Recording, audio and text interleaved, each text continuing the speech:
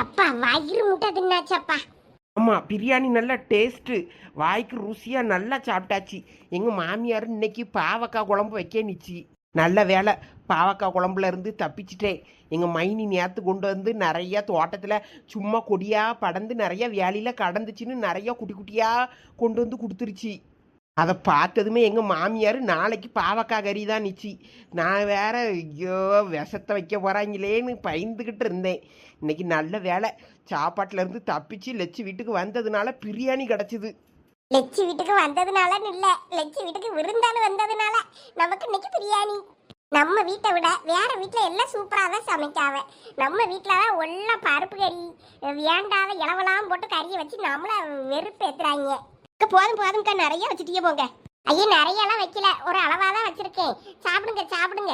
ஆமாம் மீனாட்சி அக்கா, சூப்பராக இருந்து, சாப்பிடுங்க. ராணியக்கா உனக்கு கொஞ்சம் வைக்கட்டுமா? எனக்கு வேண்டாம். உன் வீட்டுக்காரர் என் வீட்டுக்காரர் வருவாவில்ல, அவியல்வளுக்கு இருக்கா?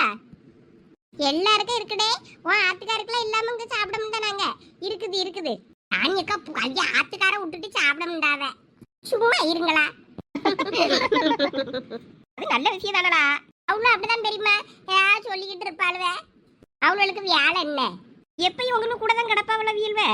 அவளுக்கு வீடு வாசல்னு ஒன்றும் கிடையாது. எப்போ பார்த்தாலும் இப்படிதான் கிடப்பாளுவ.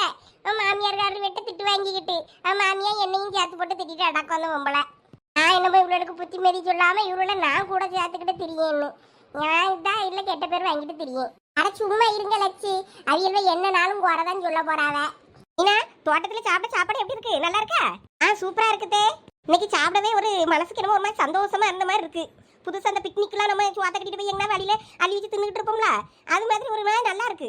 எக்கா நீங்கள் என்ன இதுக்கே இப்படி சொல்கிறீங்க? நாங்கள் எப்பயும் தோட்டத்தில் வந்து பிரியாணி அண்டா குட்டி பிரியாணி எல்லாம் செஞ்சு தும்மந்துருமா.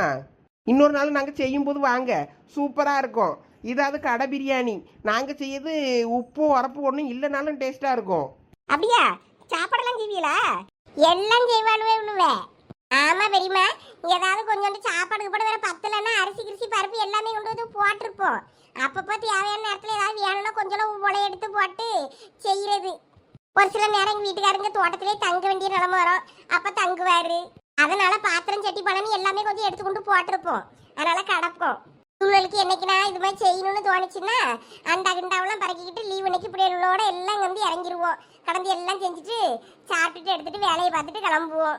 நாங்களும் அடிக்கடி பிக்னிக்னு கிளம்பி போவோம். போகிற இடத்துல சாப்பாடு கட்டிட்டு போய் சாப்பிடுவோம். ஆனால் இது நீங்கள் சொல்லியது வித்தியாசமாகவும் இருக்குது, நல்லாவும் இருக்குது கேட்கவே. நான் இனிமேல் 4 நாளில் ஓடிடுவேன். அதுக்கப்புறமா இவ்வளோ கடந்து பொங்க நாள் வந்து கடந்து நீங்களும் சாப்பிடுங்க. நீங்கள் கிளம்பிடுவீங்களா? ஆமாம், சொத்துக்கிட்டலாம் பிடுங்கினவே கையில் கொண்டு வந்து கையில் காலில் உளுந்து தந்துட்டு போயிட்டாரு. எல்லாத்தையும் வாபஸ் வாங்கிக்கிடுறேன் கேசலான்னு. அதனால இனிமேல் நம்ம பொழப்ப பார்க்க அங்கே போக வேண்டியது தான். வேறு நம்மளும் எத்தனை நாள் இங்கே இருந்து கிடக்க இருன்னு சொன்னால் கேட்க முடியுக்கா.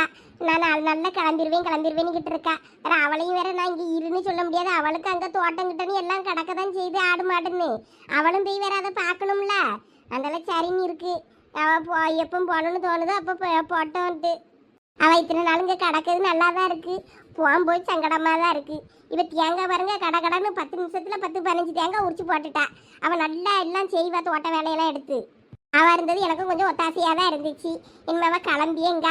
அப்புறம் தான் எனக்கு கொஞ்சம் ஒரு மாதிரி வெறிச்சோடி இருக்கும் வெறுமையா. வேற அவள் பொழப்பையும் பார்க்கணும்ல. இங்கே சடங்குக்கு பிள்ளை சடங்குக்கு எங்களோட கூப்பிட்டுருக்கலாம்ல, ஏன் கூப்பிடல? யாருக்கும் சொல்லலை பெரியம்மா, பெருசாக இருக்கும். ஆமாம், நாங்களும் சும்மா ஒரு 4 பேருக்கு பக்கத்தில் சொல்லி அப்படியே தண்ணி ஊற்றி விட்டுட்டோம். தாய் மாமே என்ன கொண்டு போட்டாரு? தாய் மாமே நக்குனா, நல்லா நக்குனா போங்க. அவன் இருக்கதும் ஒண்ணுதான், இல்லாவளியே போறதும் ஒண்ணுதான். ஏன் என்னாச்சு? நான் எதுவும் தப்பா கேட்டுவிட்டேன்னா? என்னாச்சுக்க? எதுவும் பிரச்சனையா? இல்ல, ரமணி அக்கா சொன்னாவங்க சடங்கு ஏதோ செய்யாவன்னு புஷ்பா அக்காவுக்கு சொல்லியிருப்பா போல. அவியல்வ ஏதோ சொன்னாவன்னு சொல்லிக்கிட்டு இருந்தாவ. தாய் மாமே உண்டு அவியலாம் கூப்பிட்டு எடுத்து செய்வாவளா இருக்கும்னு.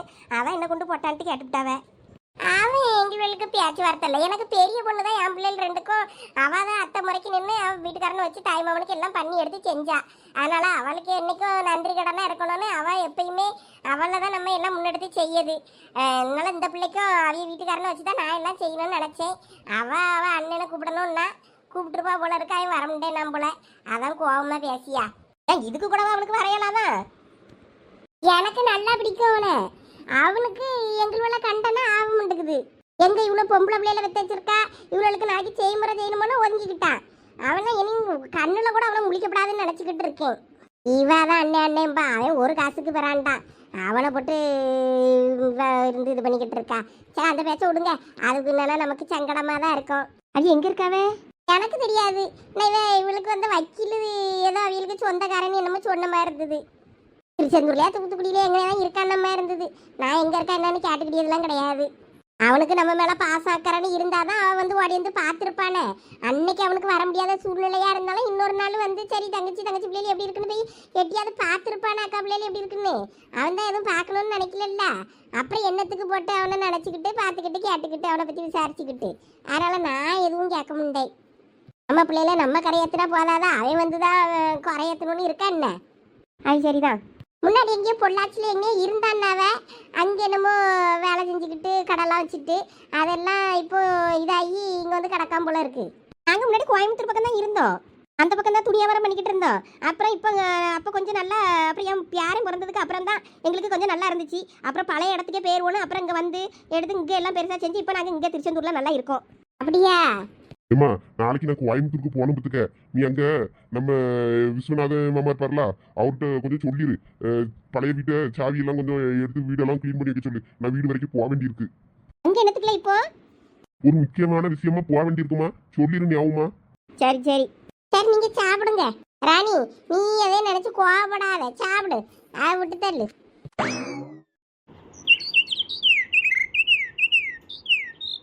சீனியர், இந்த கிணத்துக்குள்ள நாங்க மீனெல்லாம் போட்டு வச்சிருக்கோம் தெரியுமா? மீனா வளர்க்குதுக்கா? ஆமா, சும்மா ஆசைக்கு போட்டு வச்சிருக்கோம். ஆத்துல இருந்து பிடிச்சு கொண்டு இதுக்குள்ள தூக்கி போட்டிருக்கோம். இப்ப நல்லா பெருசு பெருசா கிடக்கும். மிச்ச மீதி சாப்பாடெல்லாம் கொண்டு போடுவோம். அப்ப சாப்பிடறதுக்கு மேல வரும். அப்பதான் தெரியும். இது கிணறா தொட்டிலையா? இது ஒரு கிணறு. இது நல்லா பெரிய கிணறு, ஆழமா இருக்கும். தண்ணி இவ்வளவு கிடக்கு? ஆமா, இங்க தண்ணி நல்லா கிடக்கும். வெள்ளம்லாம் வந்துச்சுன்னா இந்த கிணத்து தண்ணியே நிறைஞ்சு இங்கெல்லாம் ஃபுல்லா தண்ணியா இருக்கும் தெரியுமா? ஐயோ, அந்த டைம்ல தெரியாம யாராவது இதுல கிணறு இருக்குன்னு தெரியாம போயிட்டாங்கன்னா அவ்வளவுதானே. அவ்வளவுதான், போக்குதான்.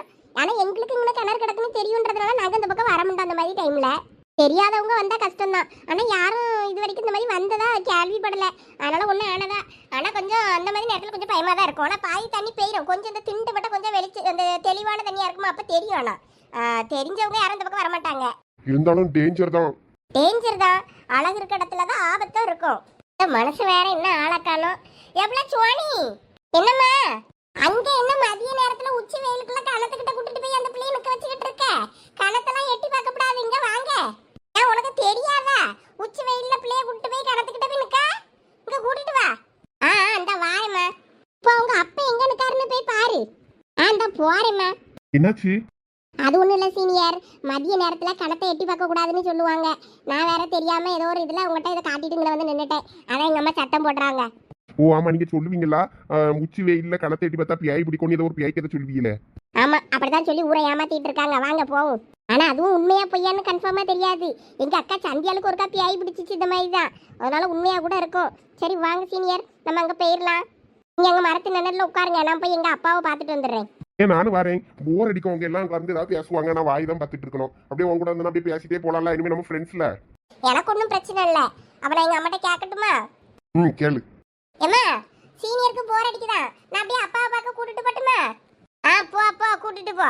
பிள்ளைய பார்த்து பத்திரமா கூட்டிட்டு போ. சரிம்மா. சீனியர் எங்க அம்மா ஓகே சொல்லிட்டாங்க. வாங்க நம்ம இந்த வாழைத்தோப்பு வழியாவே போயிடலாம். எங்க போகணும்? எங்க அப்பா அங்க பின்னாடி தான் தென்னை மரத்துக்கு தண்ணி வச்சிட்டு இருப்பாங்க. இளநீ விட்டு அங்கதான் நிப்பாங்களா இருக்கும். அப்படியே போய் பார்த்துட்டே போவோம். போற வழியில எப்பான்னு கூட்டிட்டே போனா சத்தம் தருவாங்க. போன் அடிக்க வேண்டியதானே? போனு தண்ணிக்குள்ள விழுந்துடணும்னு எங்கேயாவது வச்சிருப்பாங்க. ஒரு சில நேரம் போன் எடுக்க மாட்டாங்க. அதான். சரி வாங்க வாங்க, பயப்படாம வாங்க, நான் கூட்டிட்டு போறேன். சீனியர், ஏதாவது நம்ம நடந்து போயிட்டு இருக்கும்போது இலை கருவுறுத்துச்சுன்னு வைங்க, பயந்துடாதீங்க. பாம்பு தான் ஏதாவது நம்ம வரதை பார்த்து பயந்து ஓடிக்கிட்டு இருக்கோம். ஏய் என்ன சொல்ற? ஆமா, வாழை மரத்துக்குள்ள பாம்புலாம் இருக்கும். அதனால பார்த்து கவனமா வாங்க. வேண்டாம் வேண்டாம், நான் இப்ப திரும்பியே போறேன், நீ மட்டுமே போயிட்டு வா. அட பயப்படாதீங்க சீனியர், என் பின்னாடி என்ன ஃபாலோ பண்ணியே வாங்க. அட இவ வேற பயமுறுத்தி விட்டுட்டு பாம்பு கும்புன்னு பயப்படாம பின்னாடியே வாங்கன்ட்டு போறாள. இந்த வாயாடியை நம்பி இவ பின்னாடி வந்தது தப்பா போச்சே.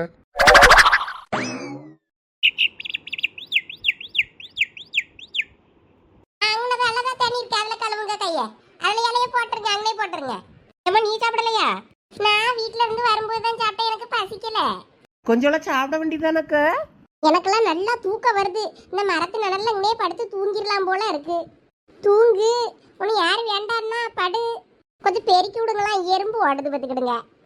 பிரியாணி வாசத்துக்கு என்னெல்லாம் பொரிச்சது கிரிச்சது எலும்பு கிளம்பு கிடந்திருக்கும்ல, அது ஏதாவது விழுந்திருக்கும், அதான் எறும்பு வந்திருக்கும். நீ வந்து அதை அப்படியே பத்தி விட்டுட்டு அப்படியே படு, அது ஒன்றும் கிடைக்காது. எல்லாரும் எப்படி இருக்கிய? நல்லா இருக்கீங்களா? நல்லா இருக்கும்னே. உங்களுக்கு உடம்பு பரவாயில்லையா? நல்லா இருக்கும் நல்லா இருக்கும். எங்க உங்களை தேடி பிள்ளைல எல்லாம் தெக்க நேரம் போயிருக்கு, நீங்க என்ன வடக்க இருந்து வாரிய? அது பழனிசாமி என்ன தோட்டத்துல மாடு கண்ணுக்குட்டி ஒண்ணு கிணத்துக்குள்ள விழுந்துட்டுன்னு கொஞ்சம் 2 ஆளு பிடிக்கிறதுக்கு வேணும்னு கூப்பிட்டாவ. அதனால அங்க போயிட்டேன். அதனாலதான் வர நேரம் ஆகி போச்சு. அதானே பார்த்தேன், இளநீ பறிச்சுட்டு வர சொன்னமே, போனவங்கள இன்னும் காணுமே நினைச்சேன். அந்த ஆளுவெல்லாம் திரும்பி வீடு போய் சேர வரைக்கும் வர முடியலன்னு நினைச்சேன்.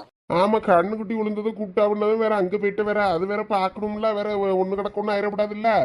அதான் அங்க போயிட்டோம். அதான் 2 பேரும் போன பண்ணாலும் எடுக்கலையே.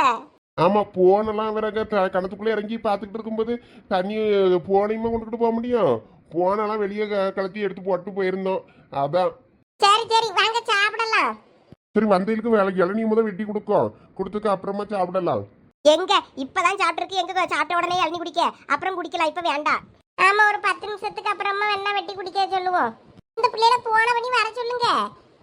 ஆமா பத்தியா, இந்த பிள்ளை சோனி இந்த பையனை கூப்பிட்டுக்கிட்டு போனால. யாரு? சாந்தம்பிய கூட்டுக்கிட்டா? ஆமா, உங்களை தேடி இப்படி போனாவ, நீங்க என்னன்னா இப்படி வாரிய. இந்த பிள்ளைய போன் அடிச்சு கூப்பிடுங்க. வரும்போது அவளை மடையை அடைச்சிட்டு வர சொல்லலாம். நாங்க மடையை திறந்து விட்டுட்டு போயிருந்தோம். இங்க வடக்கையா? தெக்கதான்.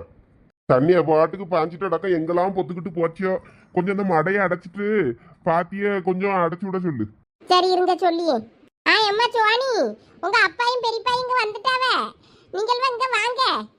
லட்சுமி, அந்த மாங்காவை பறிச்சுட்டு வர சொல்லுடே. மாங்காய் கடந்தன்னா நான் அங்க போல பத்துக்க. எவ்வளோ அந்த மாங்காய் கிடக்கும்ல, அங்க போய் மாங்காய் பறிச்சுட்டு வந்துரு. ஆமா ஆமா, கடக்க என்னன்னு தெரியல, கொஞ்சம் பார்த்து கடந்தா பறிச்சுட்டு வா.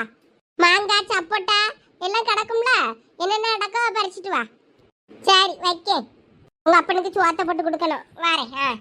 நீ எல்லாம் பறிச்சுட்டு பத்திரமா வாங்க, பையில பத்திரமா கூட்டிட்டு வா. இங்க 2 பேரும் கை கால் கழுவிட்டு வாங்க சாப்பிடுறதுக்கு. அந்த வர எல்லாம் சாப்பிட்டாப்ல? நாங்க எல்லாரும் சாப்பிட்டாச்சுனே, நீங்க சாப்பிடுங்க. வேலை செஞ்சுட்டு அசதியா வந்திருப்பிய.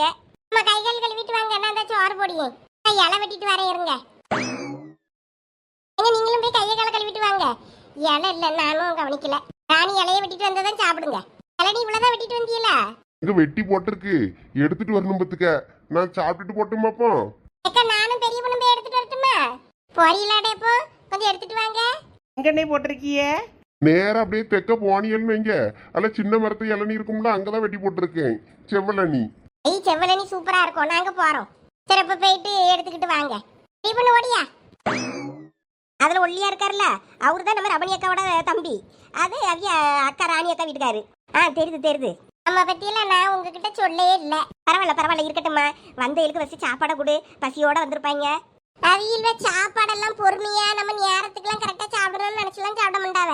அவியில வேலையெல்லாம் முடிச்சிட்டு பொறுமையா சாப்பிடியான்னு 2 மணி 3 மணி 4 மணிக்கெல்லாம் சாப்பிடாது. அதனால அதெல்லாம் ஒன்றும் நீங்க வருத்தப்படாதீங்க. இவர்களுக்கு சாப்பாடை போட்டு கொடுத்துட்டு அப்படியே வெண்ணெய் மெதுவா அப்படியே போவோம். அப்படியே தோட்டத்தை சுற்றி பார்த்துட்டு வரலாம். என்னாலலாம் நடந்துக்கிட இல்லாதுமா, நாங்களே எப்படி கொஞ்சம் படுத்துக்கிட்டீங்க. வீரர்களை என்ன கூட்டு போயிட்டு சுற்றி காட்டிட்டு வா. அது சரிதான். சரி, அப்போ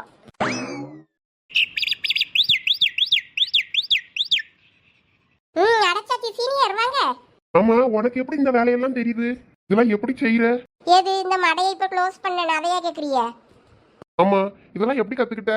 இதுக்கெல்லாம் ஒரு கோர்ஸ் படிக்கிறதுக்கு அண்ணா யூனிவர்சிட்டி வரைக்கும் போனே பார்த்துக்கிடுங்க. ஒரு 2 வருஷம் அங்க போய் படிச்சுட்டு வந்தேன். ஏய், பின்ன என்ன, இதெல்லாம் கத்துக்கிறதுக்கு அண்ணா யூனிவர்சிட்டிக்கா போவாங்க?